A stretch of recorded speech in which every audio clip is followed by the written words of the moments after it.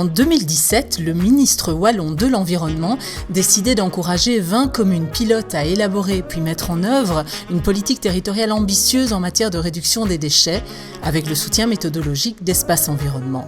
L'opération Commune Zéro Déchet était née. 3 ans plus tard, c'est l'heure du bilan.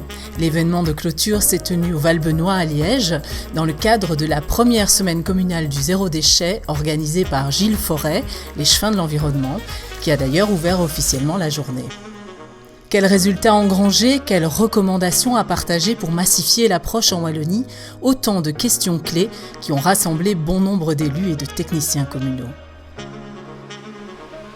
Ariane Godot, l'initiatrice de l'opération Commune Zéro Déchet, est revenue sur les fondamentaux de l'approche participative proposée aux communes volontaires, du diagnostic de territoire partagé au plan d'action élaboré collectivement par les acteurs communaux et les forces vives locales.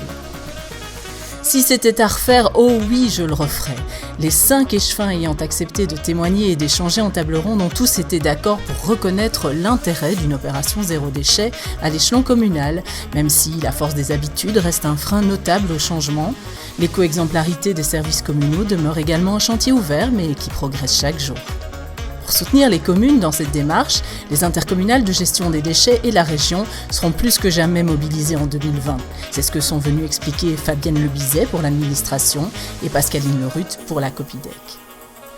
3 retours d'expérience inspirantes ont ensuite été proposés aux participants. Celui de la ville de Roubaix en France pour commencer. Roubaix s'est lancé dans le zéro déchet il y a 5 ans déjà.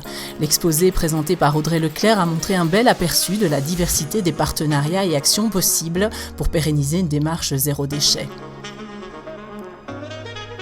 La ville de Thoin a ensuite présenté les beaux résultats engrangés sur le volet déchets organiques qui a été particulièrement travaillé sur l'entité.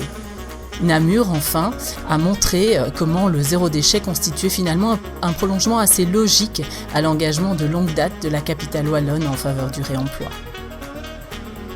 Le kit méthodologique dérivé des enseignements de l'opération Commune Zéro Déchet a été présenté en fin de matinée. Il comprend 20 fiches conçues pour guider pas à pas une commune sur le chemin du zéro déchet. Il est disponible sur le site www.moindedéchets.wallonie.be. Pour booster le passage à l'acte, les participants ont ensuite été invités à visiter les stands du premier salon du zéro déchet à destination des acteurs communaux, l'occasion pour eux de rencontrer des porteurs de solutions avec lesquels nouer d'éventuelles collaborations pour l'avenir.